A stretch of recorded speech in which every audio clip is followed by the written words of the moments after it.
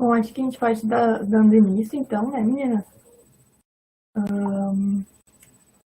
Então, boa noite, sejam todos bem-vindos. Meu nome é Jaqueline Becker e eu sou do programa de Educação Tutorial da Biologia da URGS e eu vou ser mediadora da mesa redonda sobre denúncias à violação de direitos estudantis da Semana Acadêmica da Biologia 2021, Conexões em Tempos de Isolamento.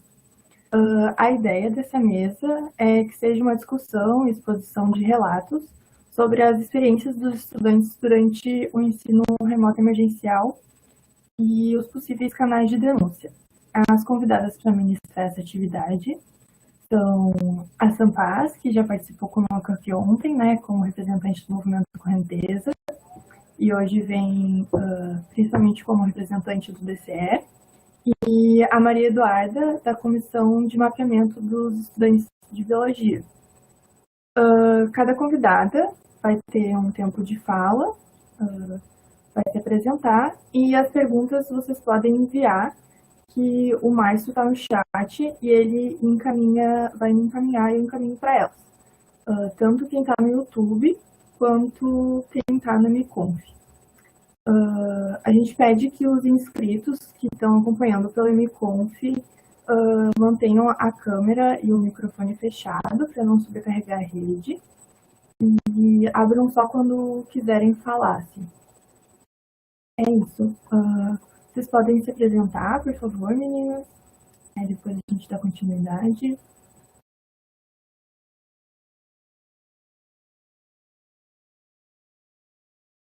Muito bem, eu posso primeiro, então. Eu sou a Sam, eu sou diretora do DCE da URGS, faço engenharia de alimentos também na URGS e sou do movimento Correnteza. Pode passar aí, Maria. Oi, gente, boa noite. Eu sou a Maria Eduarda, eu sou do curso de Ciências Biológicas da URGS. Como a Jaque disse, eu faço parte da Comissão de Mapeamento dos Estudantes de Biologia. E eu sou militante do Movimento por uma Universidade Popular da UJC. E eu estou no meu último semestre.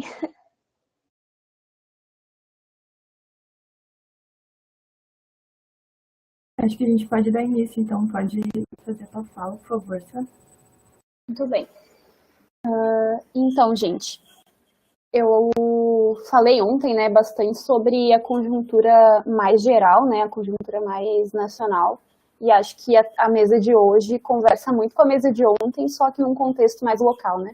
A gente tem aí passado pela situação do ERE desde o ano passado, e como a Maria falou até nos bastidores aqui, a gente se encontrou em reunião com a reitoria e em todo tipo de movimentação que a gente tem tentado fazer aí enquanto estudantes, enquanto cotistas e, enfim, enquanto estudantes que precisam da assistência estudantil, garantir essas coisas durante o ensino remoto, né, que não tem sido fácil, principalmente para quem tem menos condições, né, de se manter, tanto que teve aí uma grande desistência, teve um índice de cadeiras canceladas bastante alto, né, e tudo isso também tem a ver com as coisas gerais, né, então com os ataques aí à assistência estudantil a nível nacional, né, porque a carteira do estudante que dá desconto em vários lugares, houve uma tentativa do governo federal de acabar com a carteirinha do estudante, né? Daí também houve a tentativa do governo federal de passar o Futurice, que aí gerou as mobilizações de 2019, né, que derrubaram o Entraub, e tudo isso conectado a uma coisa só, né, que é fazer com que os estudantes mais pobres não tenham acesso à universidade, né, e o ERE, ele foi muito nesses moldes, assim, a gente, enquanto DCE, enquanto movimento, se opôs desde o começo, assim, ao projeto do ERE, como ele foi feito, né, e tentamos de alguma forma colocar as necessidades dos estudantes na mesa e colocar aí o que a gente precisava para que tivesse um ensino remoto minimamente não horrível, né? Porque não dá para dizer que foi bom ou que seria bom de qualquer jeito, mas menos pior do que foi, né? E, na prática, o que a gente conseguiu aí na URGS foi o auxílio internet para casa do estudante, que era de R$100, né? Era de 70, passou para R$100. O auxílio tablet, que não compra um tablet, né? Compra, talvez, meio tablet, que era R$360. E o auxílio alimentação ou marmitas, né? Para quem mora na casa do estudante. Mas a gente sabe que quanto à demanda dos estudantes, assim, isso não supriu de fato, né? Porque o auxílio alimentação, por exemplo, ele é R$300, né? Não tem como fazer as compras do mês com R$300 com o preço que as coisas estão, né?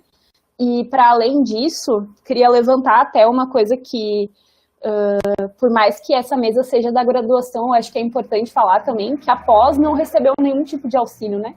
Então, tem estudantes que não têm bolsa e tem estudantes que perderam a bolsa na pós porque acabou os prazos e não conseguiram prorrogação das suas bolsas e não receberam nenhum tipo de auxílio, alimentação, nenhum tipo de... não receberam a proposta lá, não é a proposta, a possibilidade de pegar as marmitas do RU, por exemplo, nem tiveram essa chance. E não tiveram nenhum tipo de assistência estudantil, assim, e continuaram tendo que fazer seus trabalhos, suas teses, enfim, e entregar tudo no prazo, sem uma perspectiva de conseguir se sustentar para se manter na universidade, né? Então, nesse sentido, eu acho que a parte das denúncias em si tem sido feita e muito bem, assim, por parte dos estudantes, acho que de todos os setores, né, tanto da graduação quanto da pós, muito nos espaços da universidade, né, muito nos espaços de conselhos, nos espaços institucionais, mas também nos espaços de rua, né, a gente, desde o ano passado, tem feito atos, né, então teve ato de Fora Bulhões, teve ato pela destituição, que a gente estava lá, inclusive nós e os companheiros do MUP aí, que a Maria Eduarda constrói, porque a gente entende que o esforço ele precisa, né, ser dos dois modos, né? Não adianta a gente se esforçar institucionalmente e confiar na institucionalidade, sabendo que, por exemplo, a institucionalidade permite que a gente tenha um interventor na URGS hoje, né? Então, a parte política e a parte dos atos, a parte da mobilização política dos estudantes, assim, é muito importante, né?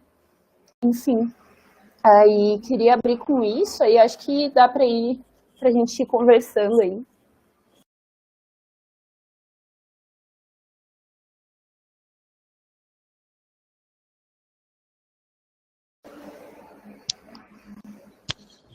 Tá bem?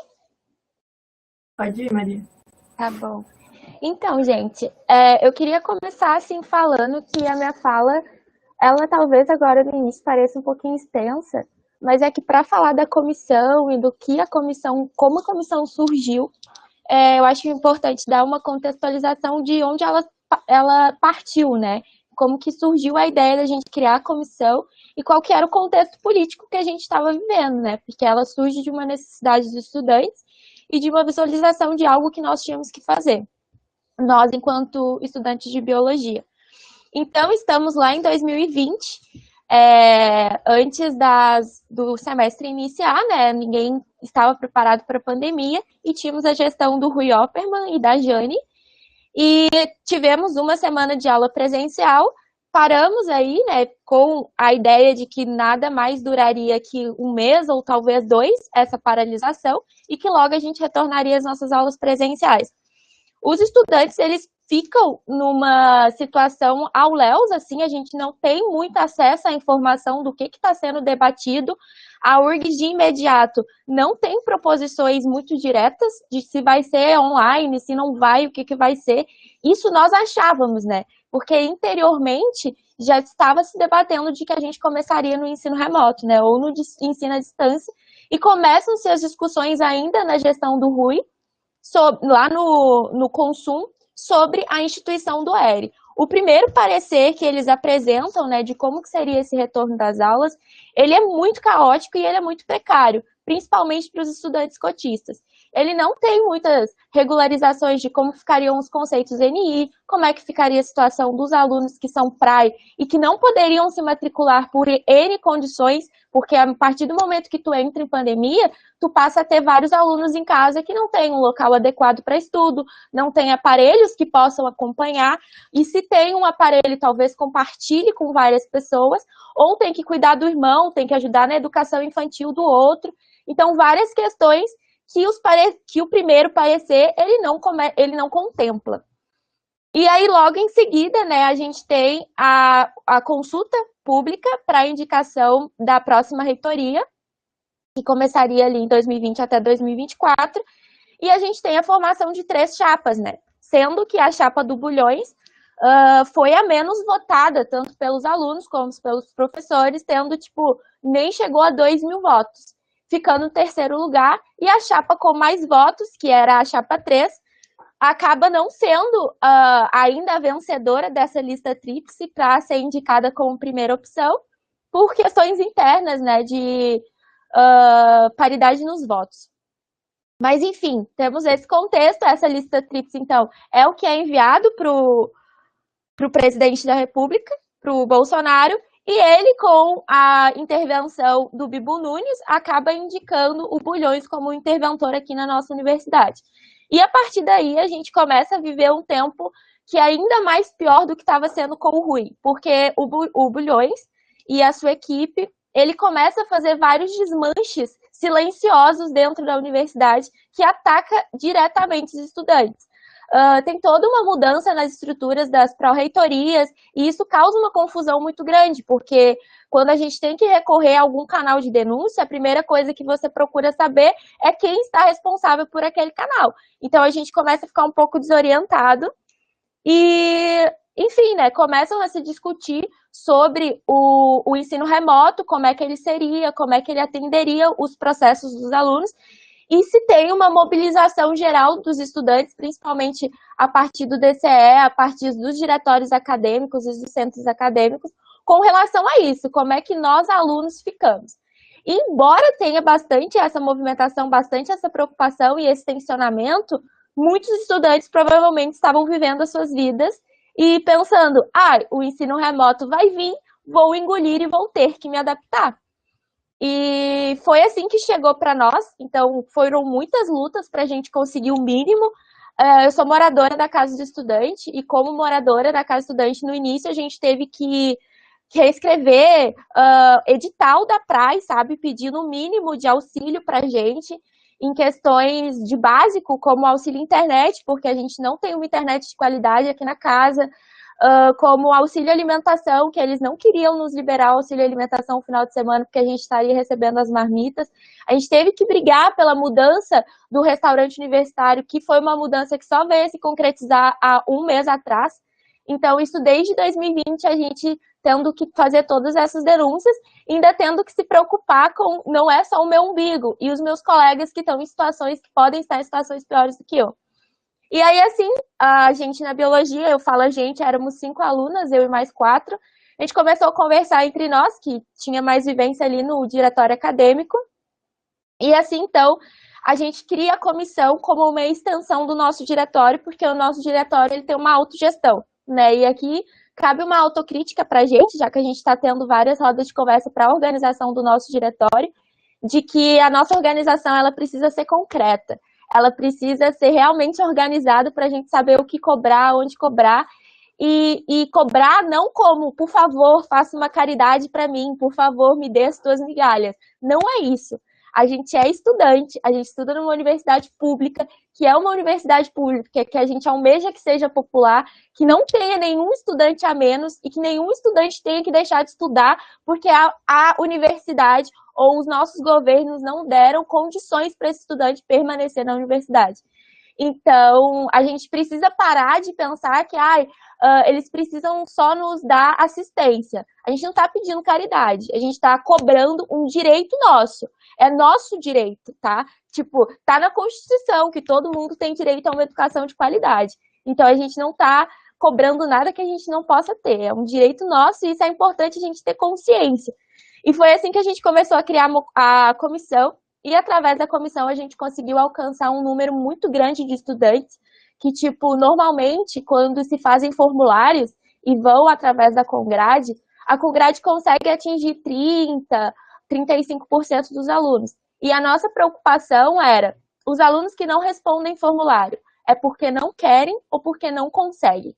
Então, a gente tentou chegar nesses alunos de outras formas. A gente chegou por rede social, a gente chegou por redes de amigos, assim, aquelas teias de vamos chegar a fulano e ciclano. E a gente conseguiu contatar os 472 alunos que estavam matriculados no início de 2021/1, e a gente conseguiu respostas de 48% desses alunos.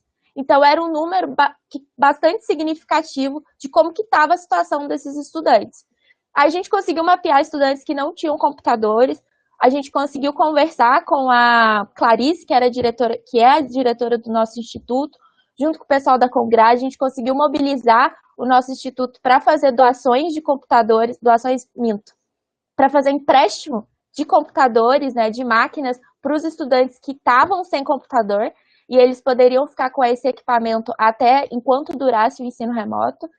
Eu acredito que esse atendimento ele foi muito pontual para os casos que a gente conseguiu identificar, mas foi algo bastante significativo para a gente, porque todos eles relataram, se não fosse assim eu teria que trancar.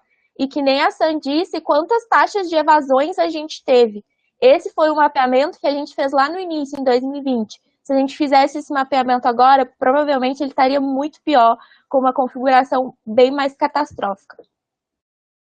E, enfim, foi isso, assim, que a nossa comissão fez, e daí a gente reativou, através da comissão, um portal de ouvidoria, que os estudantes podem contatar a comissão, podem contatar a ouvidoria interna do diretório da Bio, para a gente ser uma linha, até a Congrade. Às vezes os nossos colegas se sentem mais confortáveis de vir falar com outro colega, do que levar diretamente o problema para a Congrade, para a gente facilitar também, porque tem alguns problemas que a gente consegue direcionar, já consegue chamar o professor e trocar uma ideia, para a gente tentar facilitar esse nosso contato durante o ensino remoto.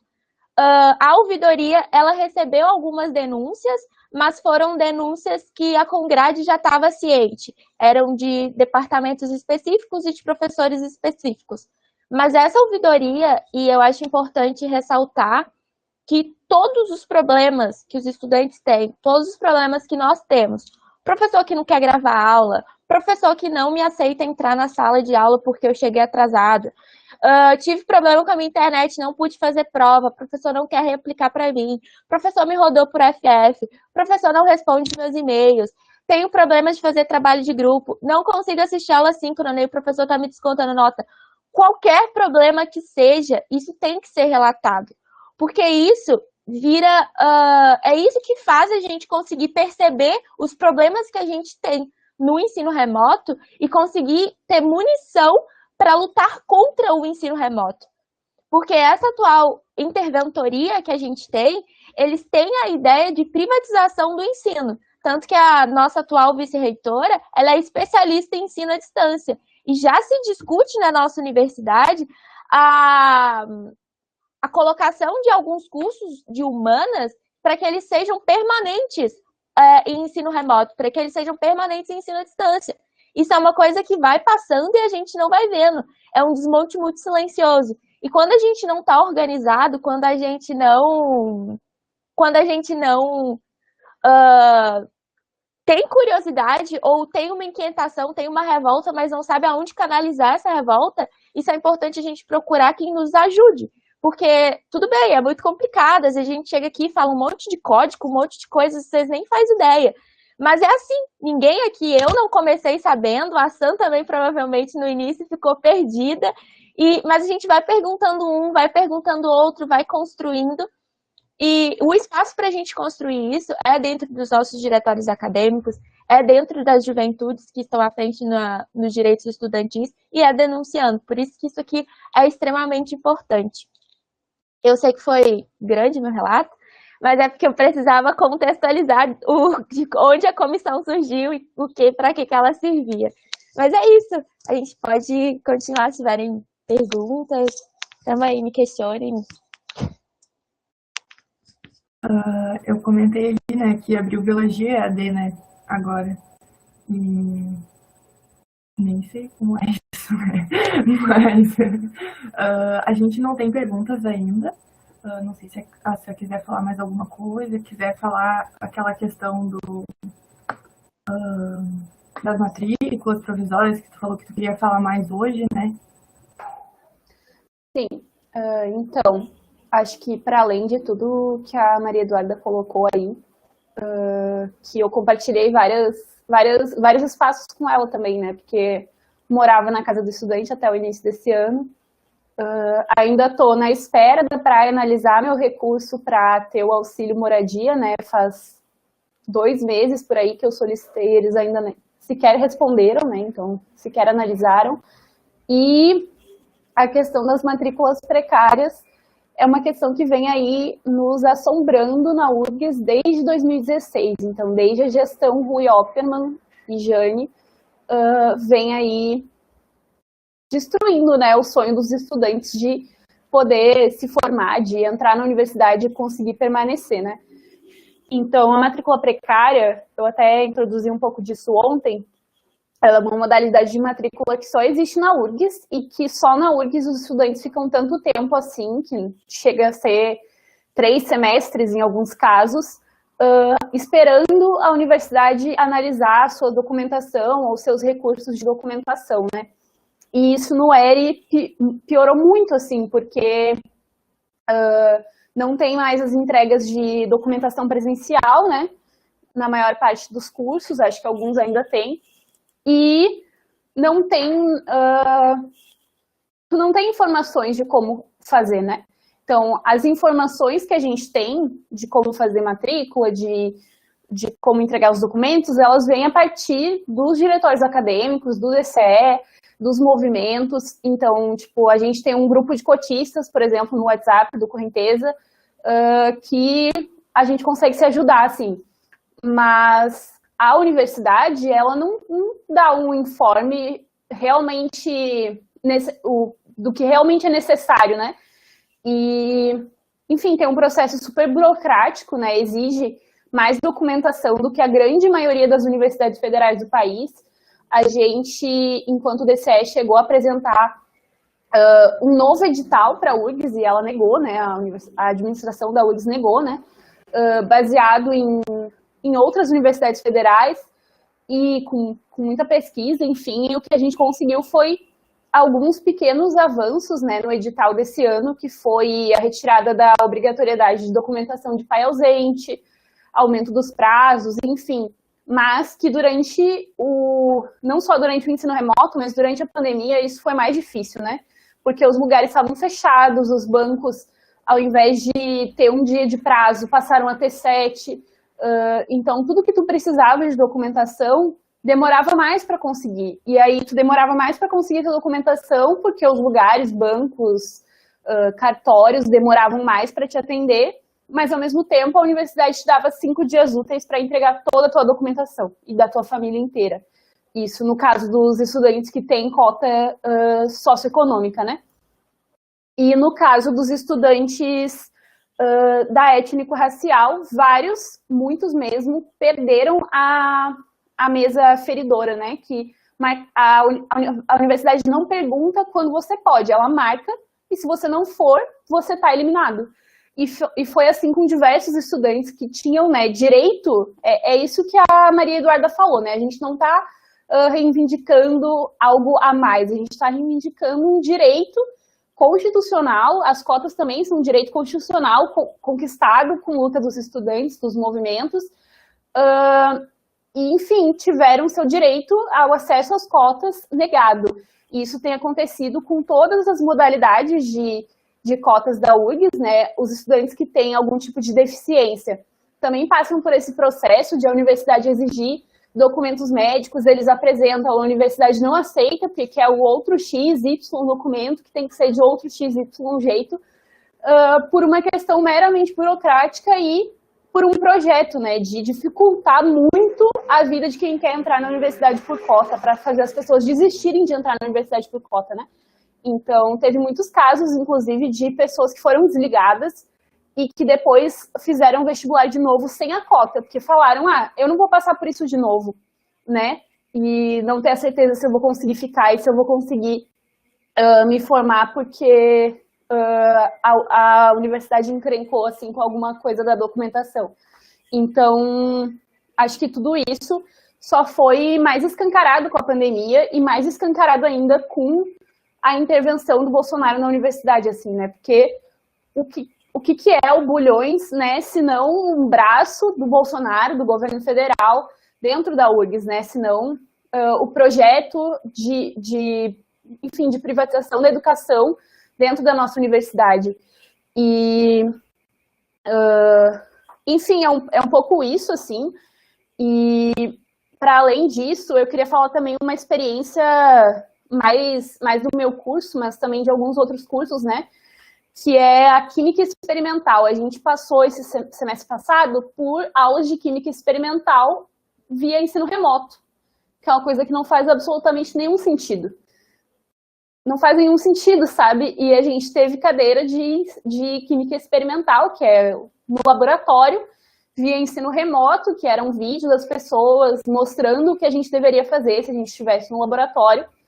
Porque é isso, a nossa educação ficou tão precarizada nesse momento, e com tanta pouca regulamentação do ERI, porque não existem regras para o ERI como existe para o EAD, né? Porque o EAD, apesar de também sofrer muita precarização, ele tem regras, né? Para tu ter um ensino EAD, tem uma diversidade de leis e coisas que regulamentam esse ensino.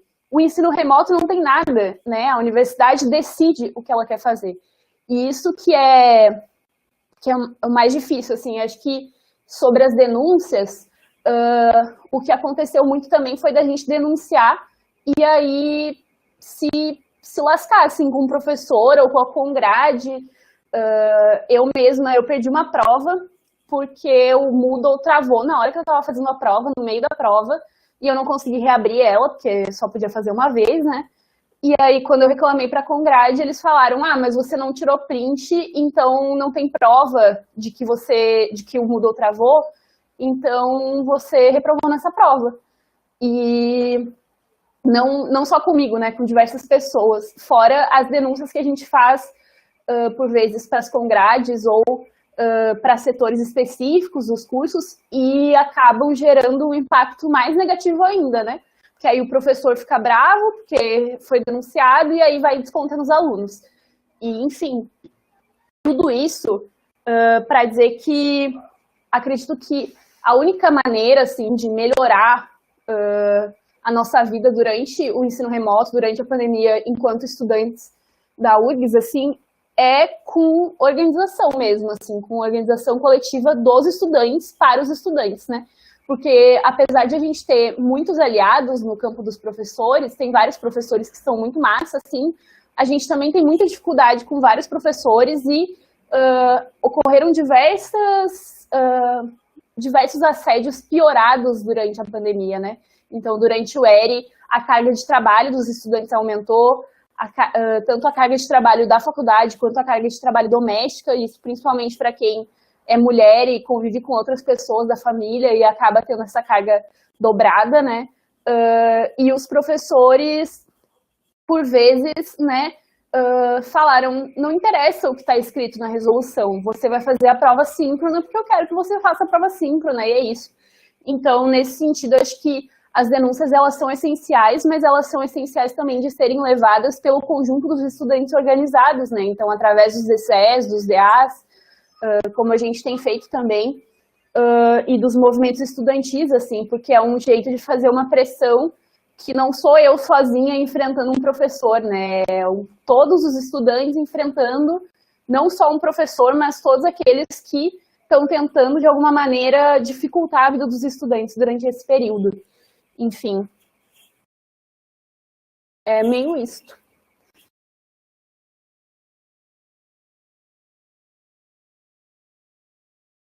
Quer falar alguma coisa, Maria Eduarda? Não, eu ia perguntar se eles estão muito quietinhos. Eu gosto de perguntas. Como é que vocês estavam? Tipo, vocês são maioria bichos? Ou recém-entrados entraram já nessa loucura de ERI? Conta pra gente. E nos perguntem também, porque uma coisa que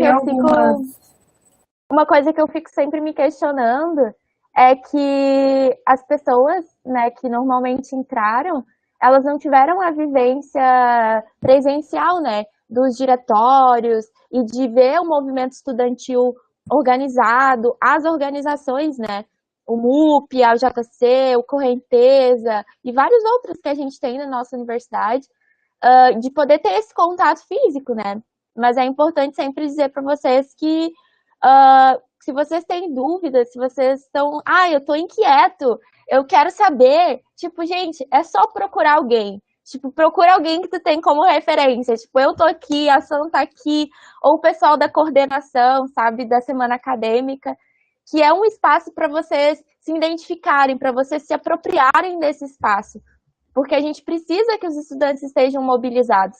Tipo, o mapeamento que a gente fez com os estudantes, a gente fez em 5 pessoas, sabe? Tipo, é uma carga de trabalho muito grande. Se a gente tiver mais gente, a gente consegue fazer uma movimentação maior, a gente consegue chegar em lugares mais longe, a gente consegue ter voz maior. Tipo, a Sam é uma pessoa que eu sei, tipo, é minha camarada de luta, assim, porque a gente sempre se esbarra, mas, tipo, a gente nunca trocou uma ideia de, tipo, vamos trocar uma ideia de boas aqui, não vamos falar de problema. Mas é assim, a gente vai conhecendo as pessoas, a gente vai aprendendo, e a gente só tem que ter curiosidade, a gente tem que ter vontade, e daqui a pouco a gente não vai estar mais aqui, né? E esse lugar tem que ser ocupado por vocês que estão aqui. Tipo, não é que a gente vai parar de lutar pelo movimento estudantil, mas as coisas vão se renovando e é muito importante a presença de cada um de vocês. E, enfim, queria que vocês perguntassem. Posso que vocês Tem algumas perguntas aqui. Oba. O Matheus comentou ali no chat. O Matheus é meu veterano, né? E a Juliana, que comentou que é bicho, é minha bicho. E assim, uma coisa que a gente fez esse semestre, né, foi tipo assim, quando começaram a surgir as listas, a gente já entrou em contato com os bichos, sabe? Porque para ajudar com a documentação, assim, porque tipo, eu sou cotista, né? E eu sei assim a dor de cabeça que é com a documentação que tem que entregar para a URGS, sabe?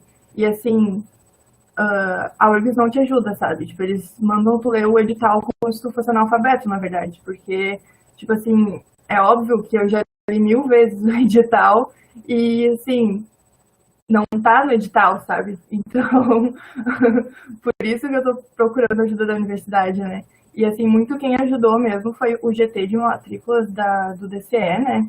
Que me ajudou, assim, porque a universidade mesmo só mandava ler o edital, sabe? E não adiantava, assim. Eu vou ler as perguntas. O Márcio perguntou quais os principais problemas identificados pela comissão de mapeamento durante o ensino remoto na biologia.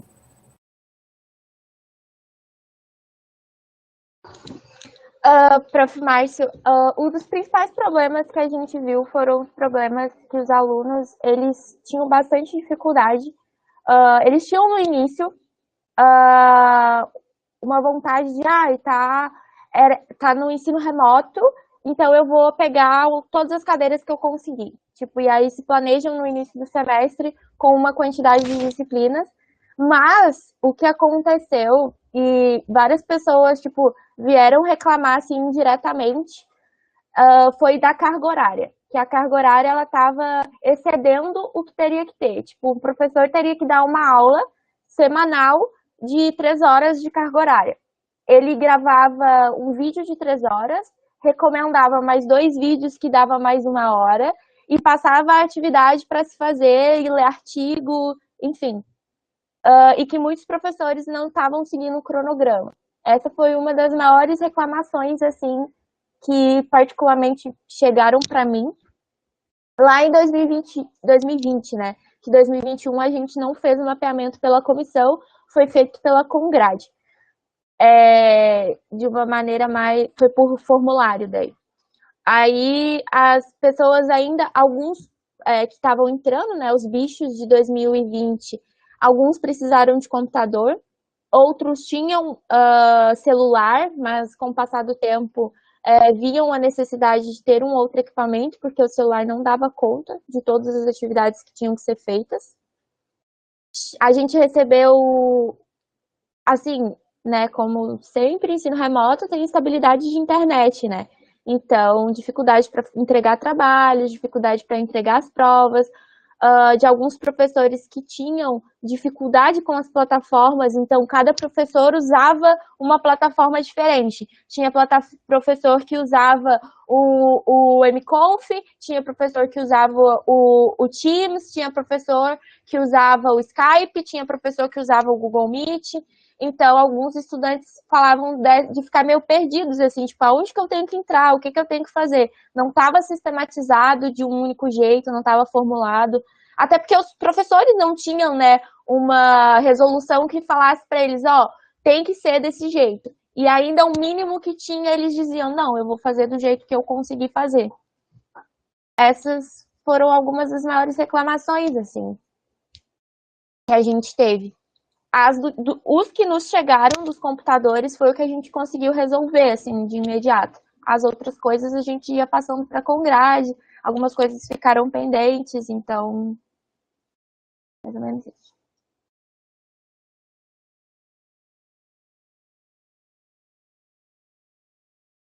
A Clarice Fialho mandou, acho que é mais um comentário. Excelente relato, Maria Eduarda. O trabalho de vocês de mapear os alunos foi protagonista e muito importante para que pudéssemos, dentro de nossas limitações, ajudar os nossos alunos. Clarice maravilhosa. E a Mônica mandou que ela mesma perdeu a vaga em 2019, né? E isso é bem complicado, assim, né? Eu até tive um bicho que ele passou no vestibular sem cota e daí ele entrou na URGS pelo SISU com cota. E ele optou pela opção sem cota, né? Por causa da insegurança, assim, de ficar em matrícula provisória e tal. E tinha sido bem na época, assim, que o pessoal tinha perdido as cotas, né? Mas aí é uma coisa, assim, extremamente complicada, sabe? Porque se tu entra sem cota na universidade, para te conseguir os auxílios é muito difícil, sabe? E eu fiquei 2 anos com provisório. Foi solucionada não porque terminaram a análise, foi porque passaram no prazo que poderiam ter. E aí aprovaram.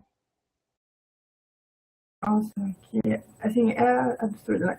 Mas aí as pessoas, tipo assim, a gente acaba tendo que, tipo, abrir mão de um direito, sabe? Que são os auxílios, para conseguir, assim, ter acesso à universidade, sabe? Porque pagar uma universidade ainda é algo que é muito mais caro, né? Então, assim, é absurdo, né? E eu queria saber, assim, se vocês estão fazendo um acompanhamento dos estudantes do pessoal, assim, né, que perdeu as bolsas e tal, se o pessoal vai tentar de novo.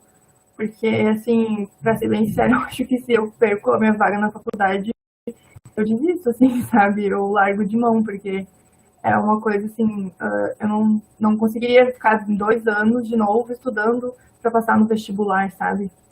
É uma dor de cabeça, assim, muito grande, porque para estudar pro vestibular também é uma coisa muito difícil, né?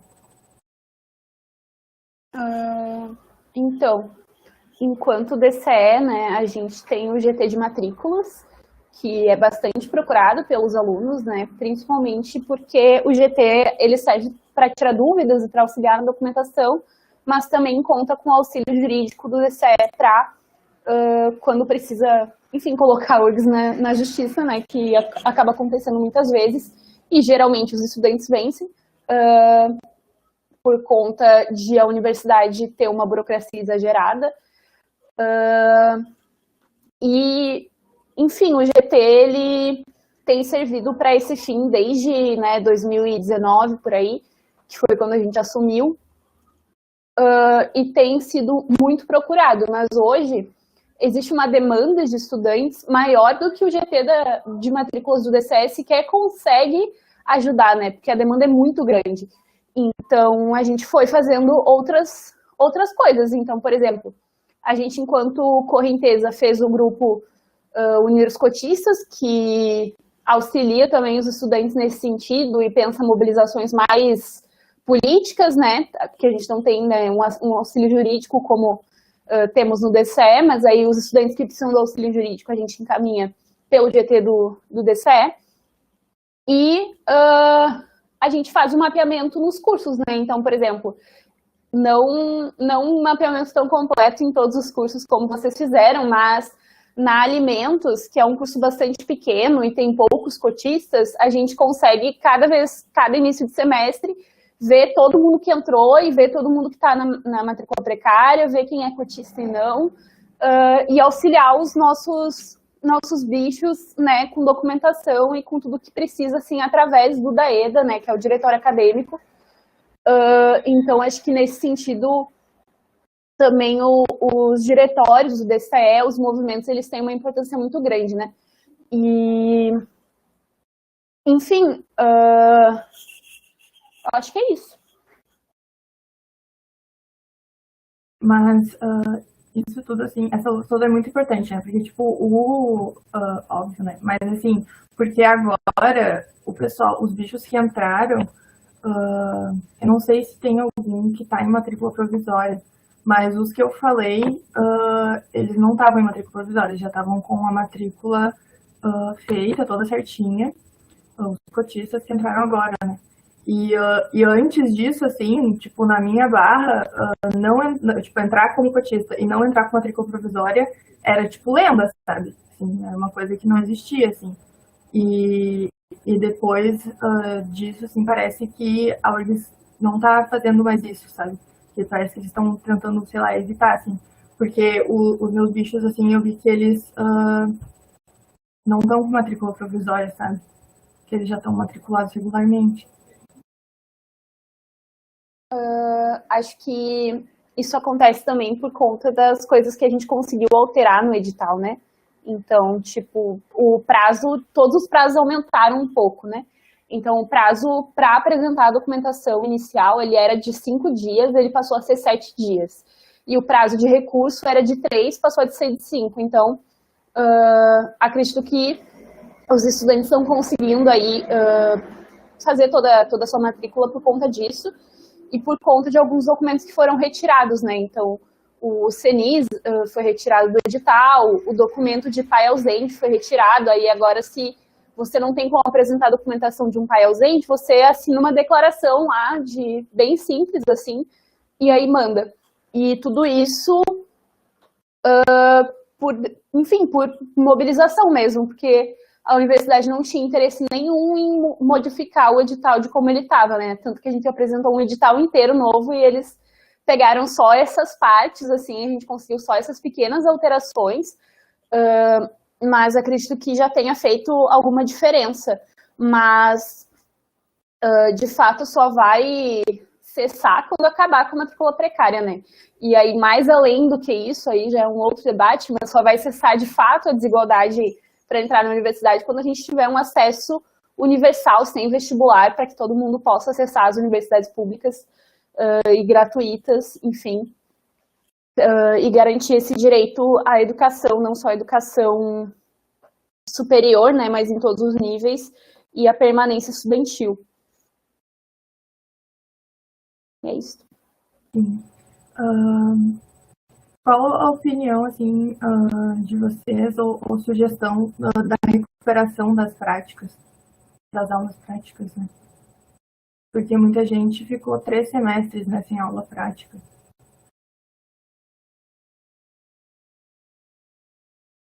Tá, assim, ó.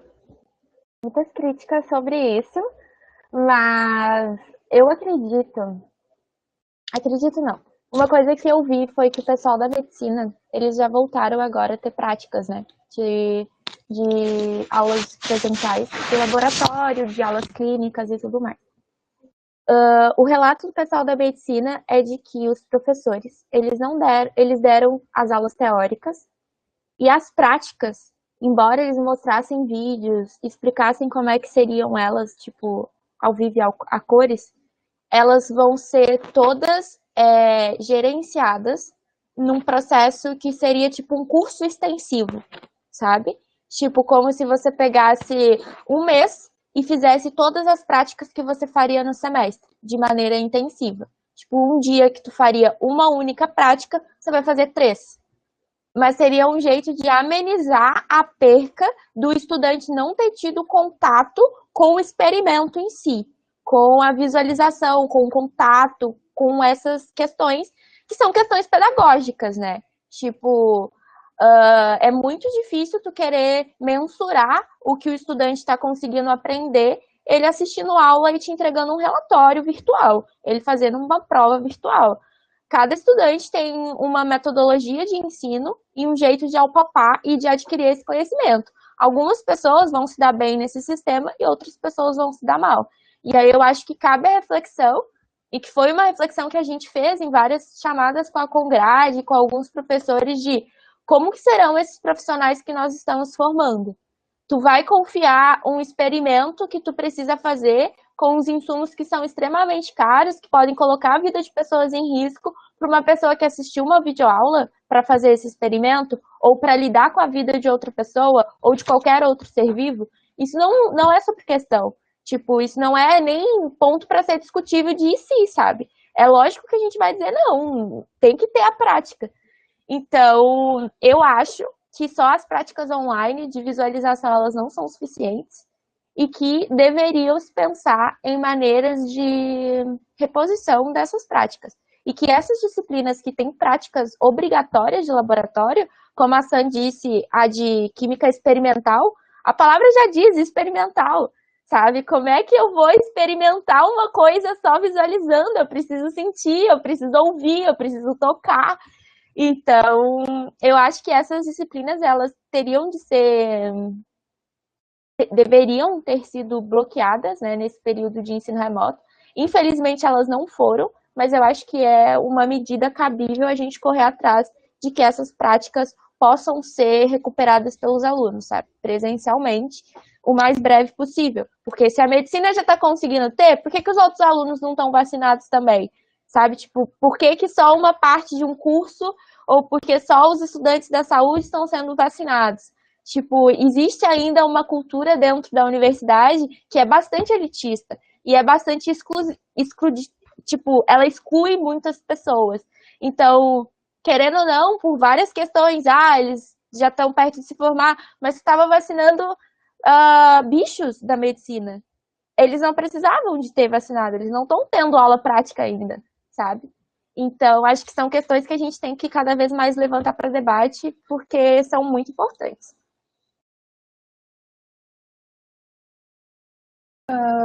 Tenho bastante acordo com o que a Maria Eduarda falou, assim, e acho que passa muito pela questão da vacina, né? Porque, na prática, se a gente já tivesse com a maior parte da população vacinada, se a gente não tivesse um governo aí fascista, genocida, corrupto, como a gente tem, a gente já poderia estar fazendo essas cadeiras de maneira presencial, as disciplinas que são experimentais, enfim, que são práticas, e que são essenciais, assim, para a formação. Não tem como fazer uma disciplina prática via ensino remoto, assim, que o ensino remoto ele é ainda pior do que o EAD.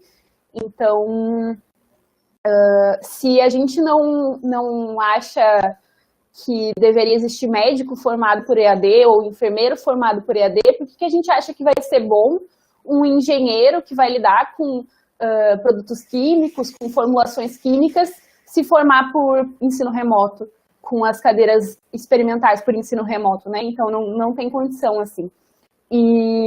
Mas acho que muito também foi por uma ideia muito meritocrática, né? De, tipo, tem que se formar no tempo, os estudantes têm que sair da universidade para ir trabalhar, não importa como, né? Então, não vamos atrasar nem mais um semestre, nem que seja para garantir que eles tenham essas práticas depois presencialmente. Vamos fazer via aérea mesmo, porque é isso aí. E acho que isso das vacinas só em estudantes de medicina é muito problemático, assim.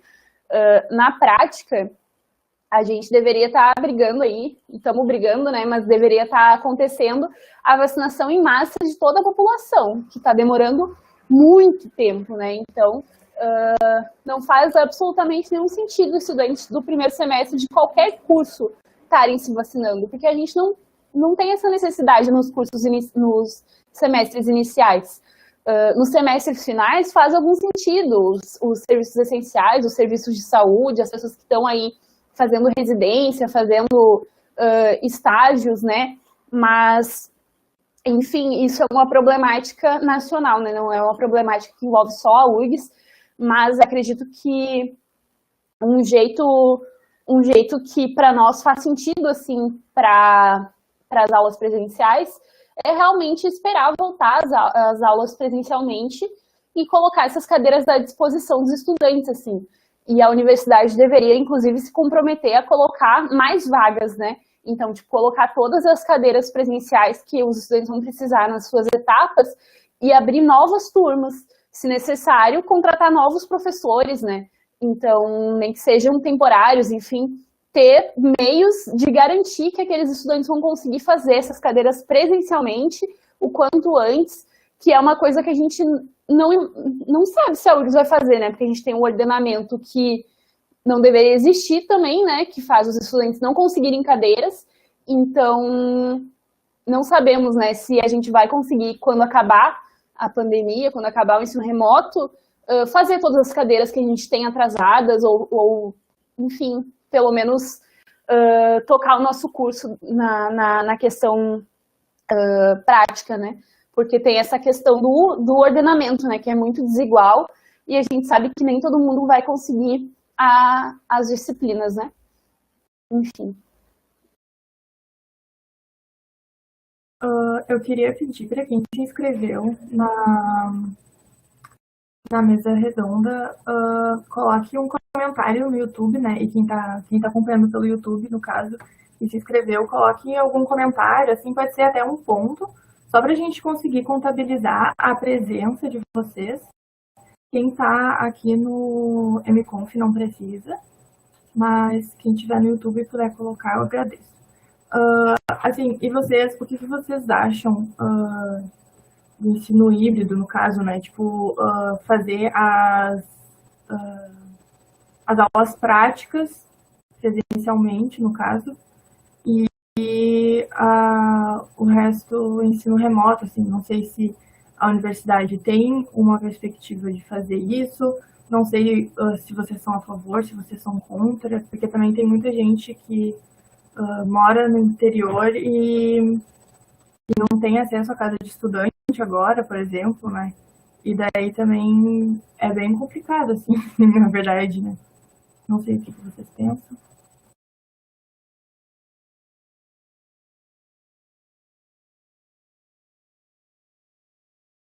Assim, eu acho que o ensino híbrido só pode ser uma possibilidade a partir do momento que todos os estudantes estiverem vacinadas e que as suas famílias estejam protegidas também. Não é uma questão única de agora eu vacinei todos os estudantes da UFRGS, podemos voltar com um semipresencial, com um híbrido, ou podemos voltar com totalmente presencial. Não é assim que funciona. A gente já tem vários relatos de outros países de volta gradual às aulas e dos impactos que isso gerou. Então, eu acho que o que tem que se pensar é num manejo estratégico de como que essa retomada do semipresencial vai acontecer. Tipo, desde que 98% das pessoas estejam vacinadas e que a gente tenha certeza de que as novas variantes, elas são toleradas pela nossa vacinação, de que estejamos em segurança, eu vou te dizer, sim, voltemos para o híbrido, né, ou voltemos para o presencial. Mas sobre a hipótese de que somente alunos estarão vacinados, tipo, tem muitos alunos que moram no interior e que não vão conseguir estar aqui uma semana e outra semana não. e aí eles vão ter que vir para Porto Alegre, ficar uma semana aqui e ter que voltar para o interior. Isso tem um custo financeiro. A universidade vai financiar esse custo financeiro?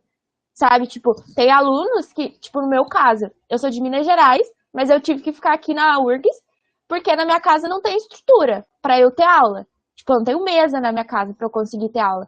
Então, eu tive que ficar aqui. Mas o meu colega de quarto, ele é de São Paulo, e ele foi para São Paulo e tá tendo aula lá de São Paulo, porque ele tem uma melhor estrutura lá. E no híbrido, ele vai ter que vir ficar aqui numa condição precária, na casa do estudante, porque vai ser híbrido, porque vai ser obrigatório que ele esteja uma semana sim, uma semana não. Então, eu acho que tem várias questões que tem que estar muito bem resolvidas num edital não, numa resolução, e para que isso aconteça, né?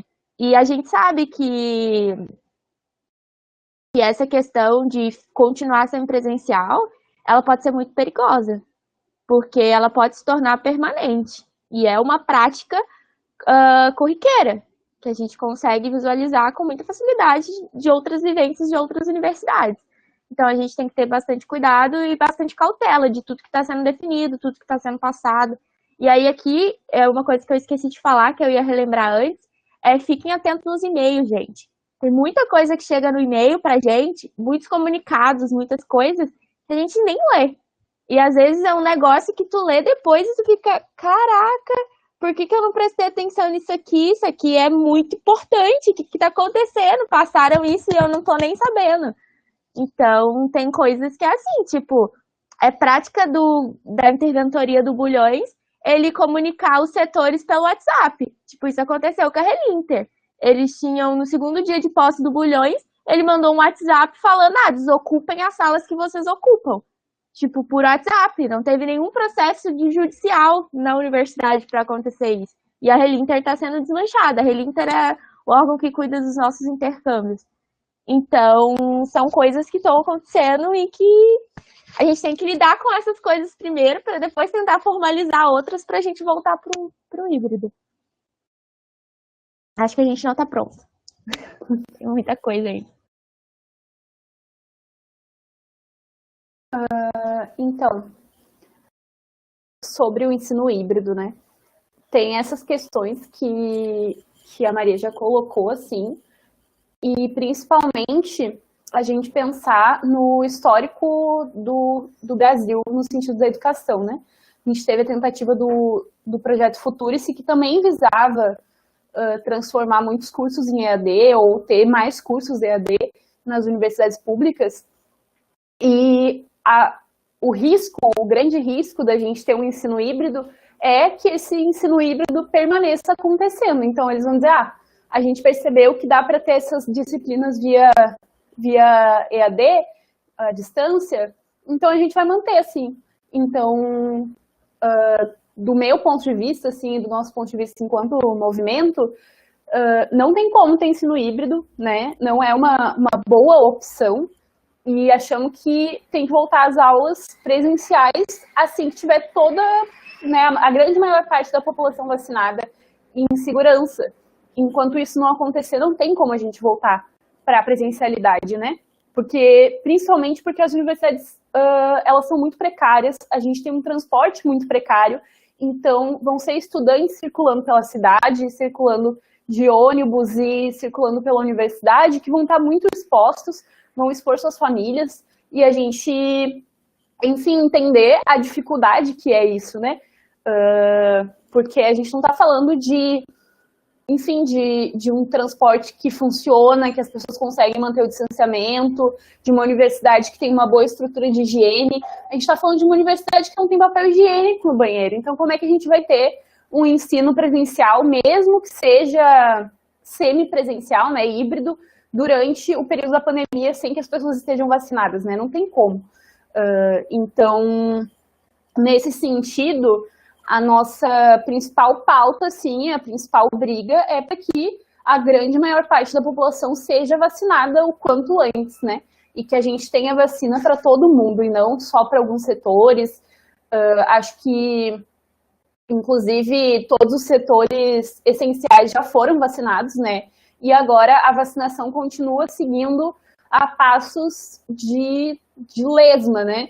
para todo o resto da população. Então, acho que essa é uma briga, assim, não só nossa, dos estudantes, mas de todo mundo, né? De vacinar todo mundo, a maior parte da nossa população, quanto antes, e aí poder voltar para um ensino presencial, que a gente sabe que tem muito mais qualidade do que o ensino remoto tem hoje, né? Então, pensando assim, também da questão da qualidade do ensino, além dessas questões dos estudantes que moram longe, que não tem como vir, né, para Porto Alegre para participar de um ensino semipresencial, porque aí, como que essas pessoas vão se manter, né, durante esse período? Tem gente que foi para outro estado e já está trabalhando. E aí, quando for voltar, vai ter que pedir demissão. E aí vai ficar desempregado, e vai ter aulas semana sim, semana não. Como que funciona isso, né? Então, pensar tudo isso assim, e desse ponto de vista, a nossa briga é mais para vacinar todo mundo e garantir a presencialidade o quanto antes, do que para ter um ensino precarizado, né, perigoso no sentido sanitário, e que não vai ser igual, né, não vai suprir as necessidades de todos os estudantes, só de alguns dos que puderem participar, né? Então, enfim, é um pouco isso. Sim, concordo com vocês, meninas. A comissão de mapeamento, ela pensou em se manter mesmo depois do ensino remoto, como forma de organização, com forma de organizar as reclamações e as opiniões dos alunos, ou não seria necessário? E daí quem faria essa organização, assim? Tá, primeiro, quando a gente formou a comissão, a gente tinha a intenção de conseguir fazer o mapeamento todos os semestres, né? A gente conseguiu fazer em 2020, mas aí chegou em 2021, tipo, a gente éramos 5, e aí nós 5 já quase no final do curso, então TCC, estágio, milhões de coisas acontecendo, então a gente não tinha braço para conseguir continuar mantendo. Mas a ideia era de que a comissão continuasse existindo dentro do diretório acadêmico, porque a gente conseguiu criar um banco de dados muito bom com os dados dos estudantes, e que esse banco de dados pudesse continuar sendo alimentado com todos os estudantes que vão entrando. Então, tipo, quando vai ter recepção de bichos, vamos fazer um mapeamento, né? Vamos pegar nome, vamos pegar endereço, como é que tá a situação dessa pessoa e tudo mais, pra gente conseguindo fazer um acompanhamento gradativo. Porque daqui 4 semestres a gente consegue ter um perfil total dos estudantes da biologia. E é assim que a gente consegue mobilizar os setores, tipo, saber o que a gente precisa melhorar, aonde que a gente está conseguindo chegar. O mapeamento é importante para os professores verem qual tipo de aluno que ele está recebendo, como que ele tem que preparar a sua aula sabendo da condição de cada aluno. Porque eu conversei com alguns professores também, que também relatavam dificuldade, de que eles não sabiam, porque é muito difícil tu chegar numa chamada de vídeo, tu expor a sua necessidade. Tu dizer, professor, aqui em casa não tem internet. Ou, aqui em casa tá faltando comida. E eu tô aqui precisando assistir aula. É muito difícil, é uma exposição muito grande. E que eu acredito, e nós dentro da comissão acreditamos, que os estudantes precisam de se sentir acolhidos. Então, a ideia da comissão era que ela continuasse, né? Mas para que ela continue, a gente precisa de pessoas. Então, aqui fica o pedido para quem tenha interesse... basta ter interesse, força de vontade, querer se organizar, que a gente conversa, a gente explica, a gente vai construindo juntos. Eu me coloco à disposição, para na medida do possível estar orientando as pessoas também. E a ideia é continuar com esse mapeamento, sim, porque a gente viu que foi uma coisa que surgiu efeito e que pode ser uma coisa que pode ajudar bastante os estudantes e que nos ajuda também, né? Enquanto estudantes de biologia, que não só nas causas, né, estudantis, a gente tem causas ambientais, a gente tem causas ecológicas, e que a gente debate muito isso dentro das nossas organizações. Tipo, na UJC, a gente tem os GTs que cuidam de, né, a gente tem os núcleos dentro de cada curso, a gente tem grupos de trabalhos de, né, para fora, exterior, assim, tem as mobilizações estudantis, mas a gente tem outras pautas. Tipo, será que daqui a pouco, quando a gente voltar para presencial, o futuro, se não vai se tornar uma nova pauta com um nome diferente? A gente tem que já estar preparado e é através da organização. Então, o mapeamento ele é importante, a gente espera continuar com ele sim. Mas que nem eu falei, né? Eu estou me formando no final do ano. Não que eu não possa continuar ajudando, mas a gente precisa de mais pessoas pra gente passar o bastão, né? Tipo, pra continuar se tocando, assim. Sim, ai, eu concordo muito, assim. E, sabe, eu penso muito também, né, que vocês fizeram um mapeamento e auxiliaram nessa questão da distribuição, né, de computador e tal. E, assim, tudo bem, óbvio que no ensino remoto, né, tem maior necessidade, assim, de ter computador. Mas também, quando é presencial, também tem necessidade, sabe?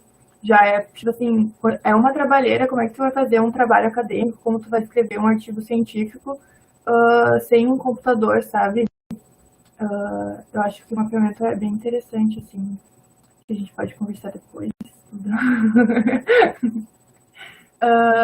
O Márcio perguntou se os alunos estariam dispostos a retornar mesmo sem estarem vacinados. E para as aulas práticas, por exemplo. Que eu acho que é um pouco do que eu tinha perguntado, né, do ensino híbrido, assim. Eu não sei se eu entendi a pergunta. Ele quer saber se a gente é a favor ou os alunos em geral?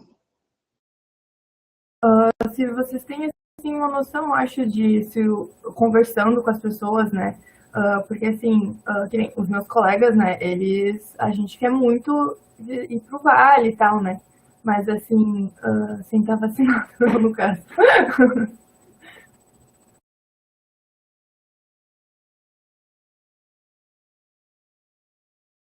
Tanto quer falar? Pode ser. Eu ia dizer que essa pergunta é meio difícil, né, de responder, porque a gente precisaria ir fazer uma pesquisa de opinião com os estudantes, com um número relativamente grande, né, de estudantes, para saber o que eles acham. Mas do ponto de vista do meu curso e dos círculos que eu tô, assim, enquanto diretora do DCE, enquanto movimento estudantil, a maior parte dos estudantes tem muito medo, assim, de contaminar suas famílias, né, principalmente. E já estão passando aí por dificuldades no sentido de que tem várias pessoas que estão tendo que trabalhar, então que já estão se expondo. E aí vai ter que se expor mais ainda para poder ter aulas, né? Então, pode ser que tenha alguém que pense, já estou me expondo, vou me expor mais. Mas os estudantes, né, pobres que eu conheço não estão dispostos a colocar suas vidas mais em risco ainda do que já está para ter aulas presenciais nesse momento, né? E, inclusive porque a gente tem uma taxa de vacinação muito baixa. E porque, apesar de as pessoas estarem se expondo para trabalhar, elas estão se expondo para trabalhar porque elas precisam comer e sobreviver, né? E a gente sabe que o auxílio emergencial foi diminuído de 600 para 150, enfim. E as universidades não estão nos oferecendo aí uma bolsa permanência que vai nos garantir a sobrevivência, né? Talvez se tivesse uma bolsa relativamente decente, os estudantes se propusessem a fazer alguma coisa presencial. A minha bolsa, por exemplo, ela é semipresencial, né? Eu vou um dia por semana para o laboratório. E vou porque eu preciso do dinheiro para pagar meu aluguel, sabe? Não porque eu gosto de me expor. E eu acho que provavelmente, assim, a grande maioria dos estudantes tem esse sentimento, né? A gente, é muito difícil realmente responder por todo mundo, né? De quem estaria disposto a se expor e ir para aula, mas acredito que quem tem um entendimento da estrutura da URGS e quem tem família em casa e quem tem o risco de contaminar sua família, seus amigos, não gostaria de fazer isso, sabe? Enfim, a gente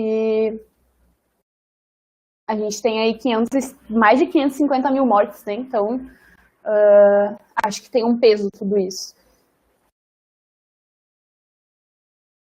Eu só vou comentar, assim, me senti muito contemplada com a fala da Samantha, mas em 2020/1, a gente tinha mais ou menos 46% dos estudantes que ou era grupo de risco ou morava com alguém que era do grupo de risco. É significativo. Então, eu arriscaria dizer, não, os estudantes não estão a fim de voltar para ter aulas presenciais como os da medicina sem estar vacinados. Até porque o pessoal da medicina, eles foram vacinados antes de voltar a ter aulas presenciais. Então, eu acredito que a gente tem que se vacinar e tem que ter certeza de que os parentes, né, as pessoas que a gente mora estão em segurança. principalmente os alunos que têm outras cargas horárias, né? Tipo, a gente tem muitas alunas que são mães, a gente tem muitos alunos que trabalham, a gente tem muitos alunos que são os desprivilegiados na nossa faculdade, né? Na nossa universidade. E são justamente esses que às vezes não são ouvidos e que às vezes não conseguem ter voz para falar porque acabam tendo outros problemas. Então, não é porque não estão falando que a gente não tem que olhar para eles, que a gente tem que se preocupar com essa situação que eles estão vivendo, né?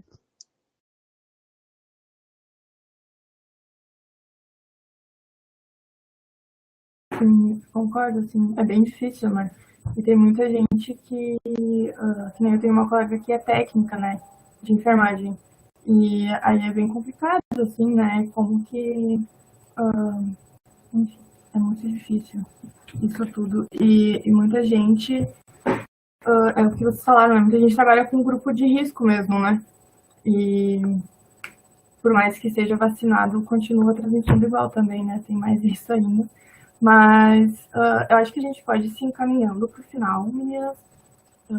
Não sei se vocês têm mais alguma consideração a fazer. A gente não tem mais perguntas. O Márcio falou que concorda e que acha que os alunos precisam deixar essa visão bem clara. E é isso, assim, né? Que nem a medicina vai, porque assim, tá toda vacinada, né? É mais fácil daí. Mas se vocês quiserem fazer as considerações finais de vocês agora.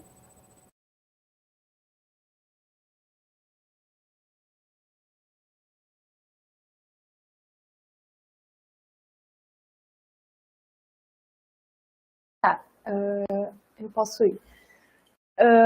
Então, gente, queria agradecer aí primeiro o convite, né, para os 2 dias de evento. Acho que foi bastante importante e está sendo um evento bem bacana, assim, do ponto de vista de colocar posições mesmo, né, de não pregar uma falsa neutralidade no momento que a gente está vivendo, né.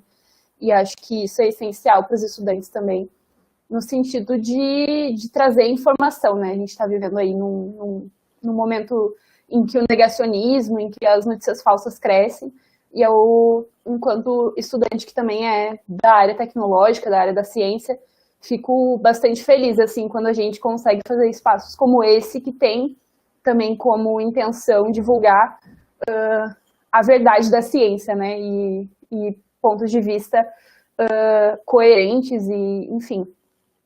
Daí, nesse sentido, queria agradecer aí o espaço e falar que estou à disposição se alguém precisar de algum auxílio, assim, com documentação, com a questão do ERI, tanto enquanto DCE, né, então podem nos procurar pelas páginas do DCE, pode procurar o GT de matrículas também, enquanto movimento, né, enquanto estudante, então, por entender a realidade da universidade, né, e estudar na mesma universidade que vocês, apesar de cursos diferentes, estou à disposição, assim, para quem quiser, enfim, precisar de alguma ajuda, se alguém quiser conhecer o meu movimento, que é o Movimento Correnteza, também pode entrar em contato. E lembrando que a gente tem auxílio jurídico pelo GT de matrículas do DCE, né, para quem tiver em alguma situação de matrícula precária ou de ser indeferido ou indeferida, pode estar também procurando o DCE para fazer essa função jurídica, né, e garantir aí a sua matrícula, além das mobilizações políticas, né. E aí, só para ir finalizando mesmo, queria reconvocar, né, dia 24, agora sábado, tem ato às 3 horas na frente da Prefeitura de Porto Alegre, então todo mundo está convidado e convidada e convidade, e quem quiser aparecer lá, a gente vai estar lá também, enquanto DCE, enquanto Correnteza, pode estar aparecendo lá. Acho que é muito importante ter um bloco da biologia, um bloco de cada curso aí, quem conseguir se somar. E é isso, gente. Obrigada pelo espaço. Espero que aconteçam novos espaços como esse em outros cursos também, porque foi bastante importante.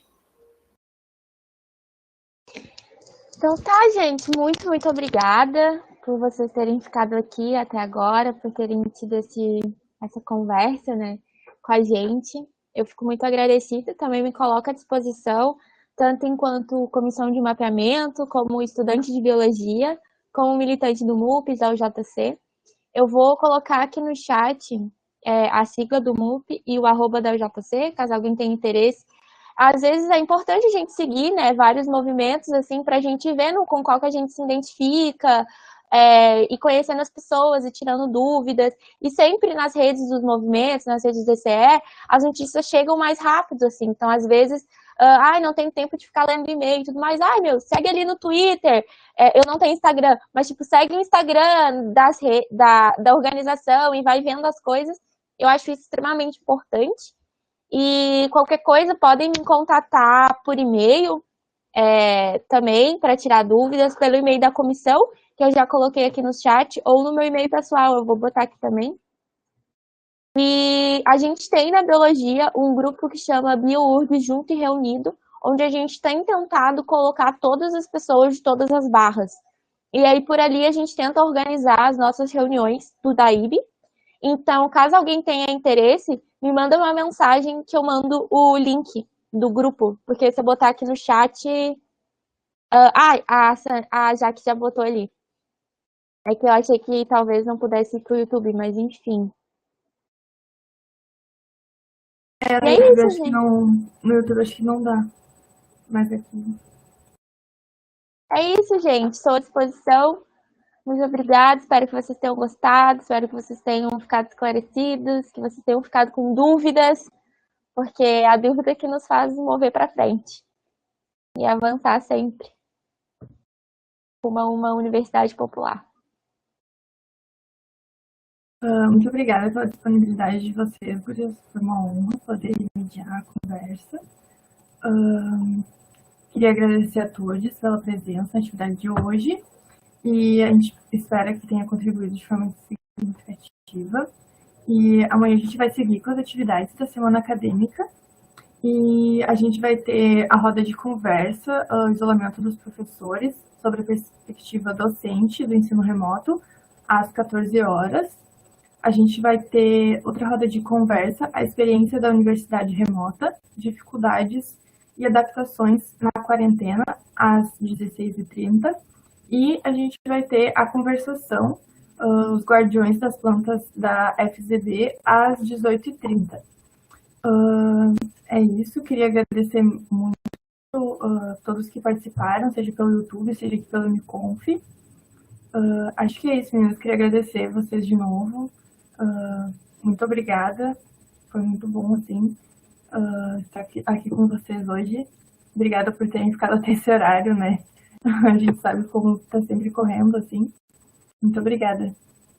Acho que é isso.